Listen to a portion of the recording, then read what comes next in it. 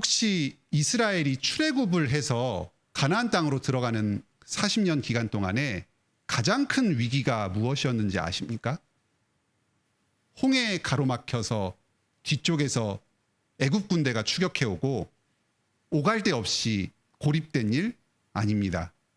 가데스 바네아에서 가나안으로 정찰대가 갔다가 부정적인 이야기를 했을 때 백성들이 공격하지 말고 다시 돌아가자 하면서 우왕좌왕했던 일 아닙니다.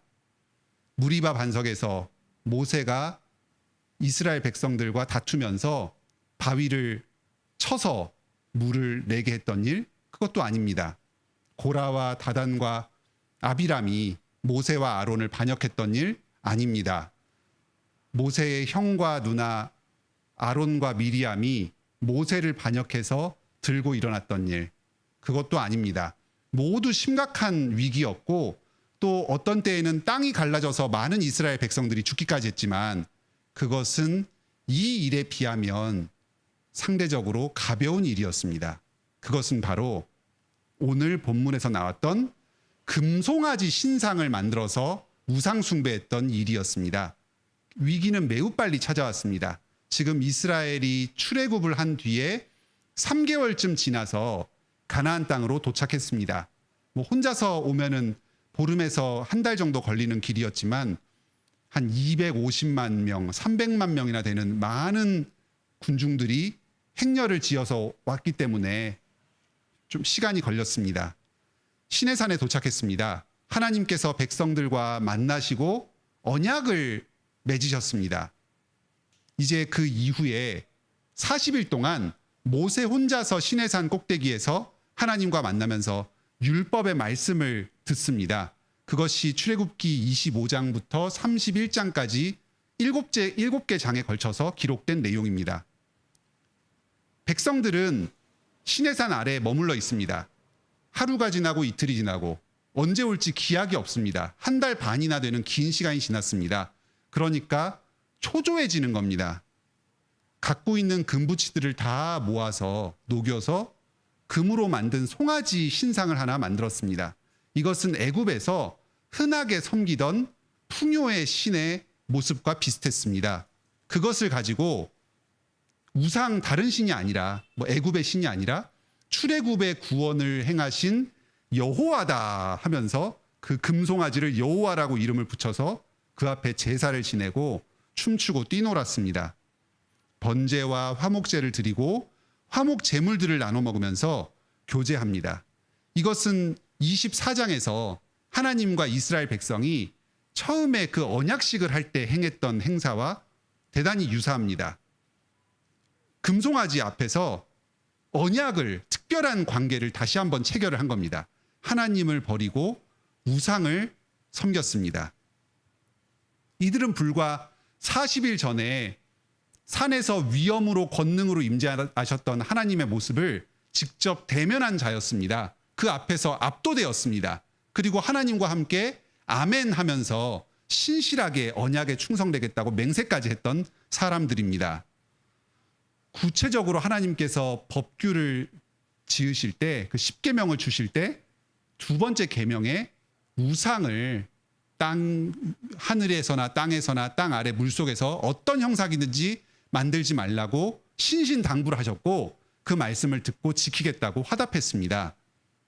이들은 과거에 출애굽의 구원을 경험했던 자들이고 하나님께서 애굽 땅에 내렸던 10가지 재앙들 다 직접 목격했고 무엇보다도 장자의 재앙, 그리고 홍해가 갈라지는 이 기적, 또 구름 기둥과 불 기둥의 인도, 만나와 메추라기가 떨어지는 것, 바위 사이에서 물이 샘솟는 것, 이런 기적적인 체험들을 다 경험했던 사람들이었습니다.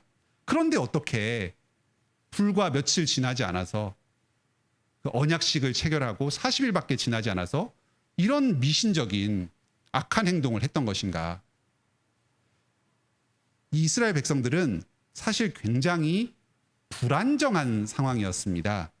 광야에서 먹을 것, 마실 것이 늘 불안했습니다.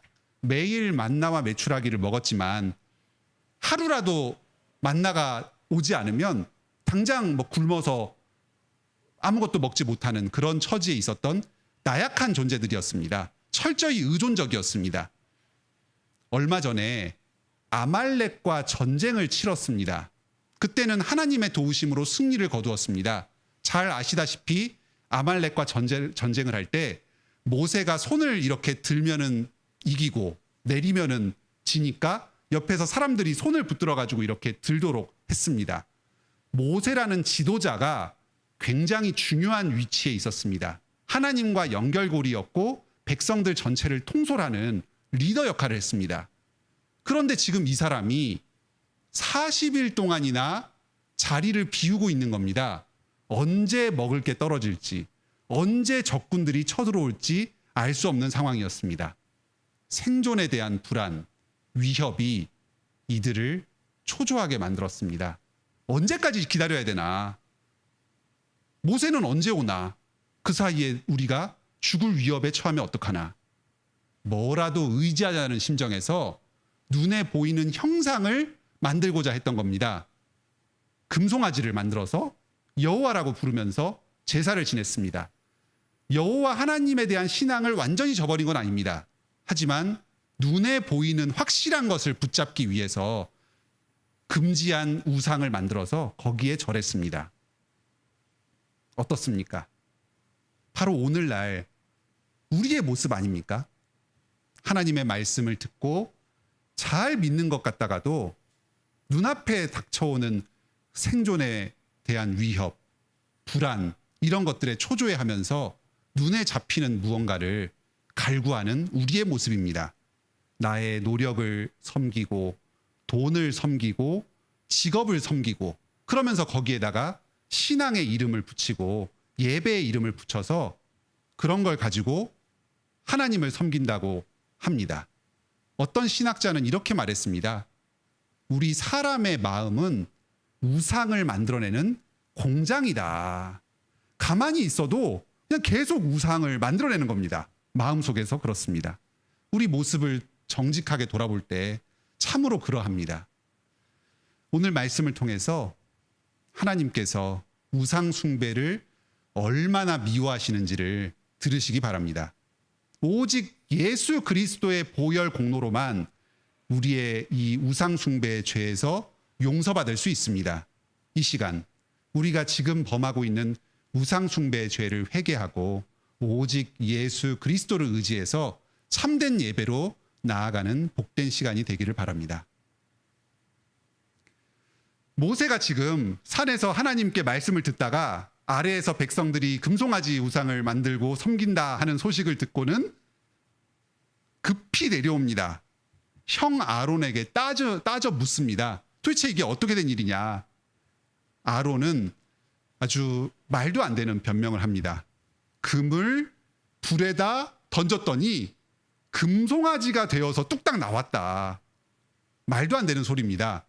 오늘 읽은 본문에서 아론이 그 금으로 상을 만들어서 조각을 해서 송아지를 만들었다 하는데 모세가 따져 물으니까 아주 비겁하게 변명을 하는 것입니다. 이들은 우상숭배가 하나님께 얼마나 큰 죄인지 실감을 못하고 있었습니다. 32장 1절에서 10절에서 하나님께서 말씀하십니다. 내가 그들에게 진노하여 그들을 진멸하고 너를 큰 나라가 되게 하겠다. 여기서 너는 모세입니다. 언뜻 스쳐 지나가는 한 구절, 본문 중에 한 구절에 불과하게 느낄지 모릅니다. 하지만 엄청난 의미가 이 속에 담겨 있습니다. 진멸한다는 말은 가나안 땅에 들어가서 그곳에 살고 있는 가나안 거민들을 한 명도 남김없이 다 없애버린다는 그런 의미입니다. 여리고성 다음에 아이성을 공격할 때 진멸했습니다. 한 명도 남김없이 다 죽였습니다. 그것을 바로 이스라엘 백성에게 행하겠다는 겁니다. 이스라엘 백성, 야곱의 자손 한 명도 남김없이 다 없애버리겠다. 그리고 너를 큰 나라가 되게 하겠다. 아브라함의 자손 그냥 없애버리고 없는 걸로 쳐버리고 모세를 아브라함처럼 믿음의 조상으로 삼아서 모세의 자손으로 새 민족을 이루어서 구원의 일을 행하겠다는 겁니다. 이 우상숭배의 죄가 얼마나 심각한 죄인지 하나님께서 시작하신 이 구원의 일을 무효로 만들 정도로 큰 죄라는 것을 보여줍니다. 방금 하나님과 맺은 그 10계명의 언약을, 시내산의 언약을 다 깨뜨려 버렸습니다. 잘 해보겠다고 아주 거창한 의식을 거행하고 40일에 걸쳐서 그 율법을 자세하게 설명을 했는데 허무하게도 산 아래에서 그걸 다 없애버린 겁니다. 출애굽을 해서 지금까지 데려온 하나님의 노력이 수포로 돌아가 버렸습니다. 이 하나님께서 주신 말씀에서 몇 안 되는 사형에 해당하는 죄가 있는데 그 중에 하나가 우상숭배의 죄입니다. 이제 이들은 다 죽을 운명입니다. 민족 자체가 완전히 없어지게 됐습니다. 33장에서는 이제 하나님이 백성들을 가나안 땅으로 떠나라 하십니다. 모세가 용서를 빌어서 살려는 주겠는데 여행은 너희들끼리만 해라. 나는 도저히 함께 동행하지 못하겠다. 우상숭배하는 너희들과는 내가 도저히 함께 거하지 못하겠다 하십니다. 하나님과 동행하시면 그 하나님의 진노가 주변에 있는 백성들을 다 없애버릴 것이기 때문에 너희가 살려면 내가 너희와 떨어져야 한다. 그 모습을 드러내기 위해서 원래 백성들 가운데에서 있는 회막, 만남의 장소라는, 만남의 천막이라는 이름이 붙은 회막을 아예 진영 바깥으로 내보냈습니다. 원래는 이스라엘 진 한가운데에 회막이 위치해서 하나님과 백성들이 함께 거하는 것을 나타냈는데 백성들과 함께 못 있겠다 하시면서 아예 그 회막을 옮겨버린 겁니다. 모세는 이 하나님의 심판을 일부 집행합니다. 하나님의 편에 선 자들을 모으니까 여기 32장 25절부터 사람들을 모으니까 레위 지파들이 나옵니다. 그나마 이 열광적인 금송아지 숭배의 경향에 치우치지 않고 정신을 똑바로 차렸던 지파들입니다. 이들이 앞장서서 반역자들을 처형했습니다. 당시의 민족들의 규모가 남자만 60만이었습니다. 3,000명을 죽였는데 이들은 그 금송아지 숭배에서 정말 주동자들, 아주 하나님께 대놓고 반기를 들고 하나님을 조롱한 사람들이었습니다. 최소한의 사람들이었습니다. 이렇게 반역자들을 처단하고 공동체를 정화했습니다. 동족 학살이고 잔인한 행동처럼 보일지 모르지만 일종의 경찰로서 또 사법기관으로서 하나님의 정당한 심판을 모세와 레위 지파가 앞장서서 수행한 것입니다. 이만큼 우상숭배의 죄가 하나님 보시기에 더럽고 심각한 죄입니다. 오늘날 신약시대 그리스도 안에서도 마찬가지입니다. 골로새서 3장에서는 이렇게 말씀하십니다. 그러므로 땅에 있는 지체를 죽이라. 곧 음란과 부정과 사욕과 악한 정욕과 탐심이니 탐심은 우상 숭배니라. 이것들로 말미암아 하나님의 진노가 임하니라. 우상 숭배로 말미암아 하나님의 진노가 임하는 것은 신약 시대, 교회 시대에도 동일합니다. 하나님의 때를 기다리지 않고 하나님이 지금도 눈에 보이지 않는 곳에서 일하고 계신다는 사실을 신뢰하지 않고 우리의 조급함과 욕심으로 내가 보이는 무언가를 만들어내고 그것을 의지해서 나의 운명을 해결하려고 하는 것, 그것에 절하고 예배하는 것, 이것이 바로 우리가 범하는 우상숭배의 죄입니다. 우리의 예배에서도 얼마든지 우상숭배의 요소가 개입될 수 있습니다. 하나님께서 말씀으로 가르쳐 주신 전통적인 예배의 요소들이 있습니다. 종교개혁 시대 이후에 우리 개신교회에서 항상 유지하고 있던 예배의 요소들입니다. 말씀, 세례와 성찬, 기도, 찬송, 헌금, 축도, 이런 것들입니다. 그런데 이런 것으로 충분하지 않은 것 같다는 느낌이 들 때가 있습니다. 뭔가 감정적으로 와닿지 않는다. 우리의 열심과 의지를 불러일으키기에 전통적인 예배는 딱딱하고 충분하지 않다.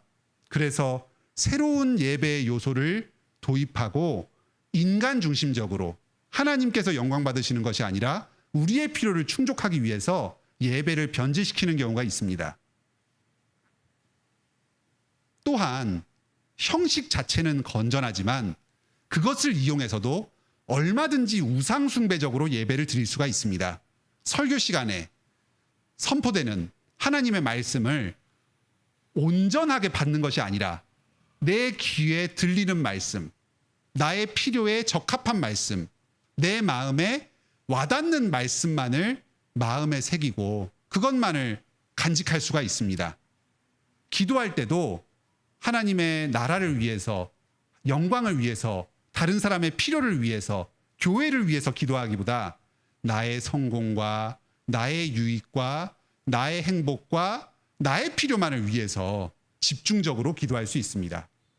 헌금을 드릴 때도 나 스스로를 온전히 하나님께 바친다, 교회를 세운다 하는 심정으로 드리는 것이 아니라 기복신앙으로서 정성을 드리면 하나님께서 복을 주실 것을 기대하면서 그렇게 헌금을 드릴 수도 있습니다. 이것들이 전부 우상숭배적인 예배들입니다. 우리는 오직 예수 그리스도만을 의지해서 신령과 진정으로 예배드립니다. 예배를 이용해서 우리의 탐욕을 이루려고 하지 않습니다. 오직 삼위일체 하나님의 구원의 일을 기뻐하면서 하나님께 영광 돌립니다. 그럴 때 하나님께서는 너희는 먼저 그의 나라와 그의 의를 구하라. 그리하면 이 모든 것을 너희에게 더하시리라 하신 말씀을 저와 여러분의 삶 가운데 반드시 이루어 주실 것입니다. 참된 예배로 나아가는 여러분 되시길 바랍니다. 그런데 이 우상숭배를 범한 백성들, 이제 어떻게 합니까? 하나님의 진노 아래 놓이고 멸망당할 처지에 놓인 백성들, 이제 어떻게 하면 좋습니까? 모세가 백성들을 대표해서 백성들을 위하여 하나님께 나아가 대신해서 용서를 구합니다. 32장 31절에 그들의 죄를 용서하지 않으시려거든 내 이름도 생명책에서 지워버리소서. 백성들은 살리시고 나를 죽이소서. 이렇게 얘기합니다. 모세는 사실 이스라엘 백성 전체 중에서 이 우상숭배 죄에서 자유로웠던 단 한 사람이었습니다. 아예 현장에 없었습니다. 하나님에게 말씀을 듣고 있었습니다. 관여한 일이 전혀 없습니다. 그런데 백성들을 살리시고 나를 죽이라고 하십니다. 이러한 태도는 그의 형이었던 아론과 너무 대비가 됩니다. 오늘 본문 2절을 보면 금송아지를 만든 것은 백성들이 요구했을 때 아론이 주도했습니다. 아론이 직접 조각을 만드는 일에 앞장섰습니다. 하지만 32장 22절부터 24절까지 보면 아론은 자기의 책임을 전혀 인정하지 않습니다. 백성들에게 책임을 돌리고 오히려 자기는 거기서 빠져나가서 나는 죄 없다 합니다. 참으로 거짓된 지도자의 모습입니다. 하나님께서 모세의 기도를 들으시고 백성들을 살려는 주겠다고 하십니다. 하지만 백성들 곁을 떠나서 너희들끼리 한번 관한 여행을 떠나봐라 하고 말씀하십니다. 그때에도 모세는 결코 물러서지 않습니다. 다시 하나님께 나아가 매달립니다. 자기를 처음 지도자로 세우실 때 그 애굽 땅에서 자기를 지도자로 세우셔서 백성들에게 보내실 때 함께 하겠다. 내가 너와 함께 하겠다. 그래서 너에게 능력을 주고 백성들을 인도하게 하겠다. 그 약속을 하시지 않았느냐. 근데 이제 와서 나를 버리시면 어떡하냐 합니다. 약속을 지키시라. 이렇게 하나님께 요구합니다. 주님께서 나를 부르시지 않았습니까? 그런데 이제 와서 나를 버리십니까? 나는 주님 없이는 아무것도 할 수 없는 자입니다. 내게 맡겨진 이 일을 도저히 감당할 수 없습니다. 주님의 은혜를 간절히 필요로 합니다. 주여 저에게 은혜 베푸소서. 모세의 이 간절한 중보가 하나님의 마음을 움직였습니다. 백성들과 함께 가겠다 약속하십니다. 그러면서 모세에게 스스로의 영광의 모습을 보여주십니다. 사람이 직접 하나님을 보면 죽으니까 그 눈을 가리시면서 모습을 살짝 보여주십니다. 이것이 신앙의 역설입니다. 사람이 큰 범죄를 저지른 직후에 하나님께서 죄 용서의 은혜를 보여주시면서 그리스도의 영광을 보여주십니다. 인간의 큰 비참 가운데 하나님의 죄 용서의 은혜가 넘칩니다. 하나님이 어떤 분이신지를 회개하면서 더 깊이 깨닫습니다. 그만큼 다른 사람의 죄를 함께 짊어지고 용서를 구하는 태도가 중요합니다. 그럴 때 하나님께서 참으로 그 사람을 귀하게 여기시고 가깝게 대하십니다. 예전에 아브라함이 소돔과 고모라의 멸망을 위해서 용서해달라고 대신 구한 기도가 있었습니다. 그리고 지금 모세가 우상숭배에서 멸망 가운데 처한 자기의 동료들을 위해서 하나님께 기도드립니다. 자기의 목숨을 걸고 기도합니다. 두 사람 다 하나님의 친구로 하나님과 얼굴을 맞대고 교제한 자들이었습니다. 이 사람들의 공통점이 바로 다른 형제들의 죄를 용서해달라고 하나님께 자기의 목숨을 걸고 간구한 것이었습니다. 우리는 우리를 위해서 이렇게 기도하신 분, 우리의 우상숭배의 죄를 위해서 용서해달라고 기도하신 참된 중보자를 한 분 알고 있습니다. 바로 우리 주 예수 그리스도십니다. 우리를 위해 기도하셨고 지금도 하나님 보좌 우편에서 우리를 위해서 기도하고 계십니다. 이 세상에서 우상숭배의 죄, 이 죽을 죄에서 자유로운 사람이 누가 있습니까? 계속해서 우리 마음 가운데 탐심을 가지고 하나님을 이용해서 우리의 욕심을 채우려고 하는 우리들이 누가 하나님 앞에서 살아남을 수 있습니까? 하지만 예수님이 계십니다. 예수님께서 우리를 위해서 기도하고 계십니다. 그러니까 우리가 용서를 받아서 계속해서 하나님 앞에서 예배드릴 수 있는 것입니다. 하나님과 동행할 수 있는 것입니다. 예수님께서 우리를 위해서 기도하시는 이 일을 친히 감당하셨기 때문에 하나님께서 예수님을 나의 사랑하는 아들이요 내 기뻐하는 자다 하셨습니다. 혹시 여러분께서도 하나님께 기쁨이 되길 원하십니까? 우상숭배의 죄에서 벗어나서 참된 예배를 드리길 원하십니까? 여기 가장 확실한 방법, 구원의 역사를 통해서 입증된 한 가지 방법이 있습니다. 다른 사람의 죄를 용서해달라고 기도하십시오. 하실 수 있다면 나에게 죄 지은 자를 용서하시기 바랍니다. 혹시 여력이 된다면 주위에 내가 책임져야 할 사람들 중에서 죄 지은 사람들, 그 몇몇 사람들의 죄를 함께 감당하시고 나아가시길 바랍니다. 주님께서 여러분의 그 기도를 들으시고 그 죄인을 용서하실 것입니다. 그리고 여러분을 사랑해 주실 것입니다. 영광을 보여주실 것입니다. 참된 예배로 인도하실 것입니다. 오늘 이 금송아지 이야기의 마무리 부분 34장에서는 언약식을 다시 한번 거행하십니다. 앞서 행했던 첫 번째 언약식과 첫 번째 십계명에 주신 그것이 다 무너져 버렸습니다. 제사장과 장로들이 다 함께 모여서 식사하며 교제했는데 이제는 그런 것이 없습니다. 두 번째 언약식에서는 중보자 모세만이 한 사람만이 초대받아서 모세가 백성들을 대표해서 하나님과 언약식을 거행합니다. 백성들의 죄로 말미암아서 굉장히 초라해졌습니다. 하지만 언약의 주인은 하나님이십니다. 사람이 비록 한 사람밖에 없다고 하더라도 하나님의 영광, 죄 용서의 은혜는 더 밝게 드러납니다.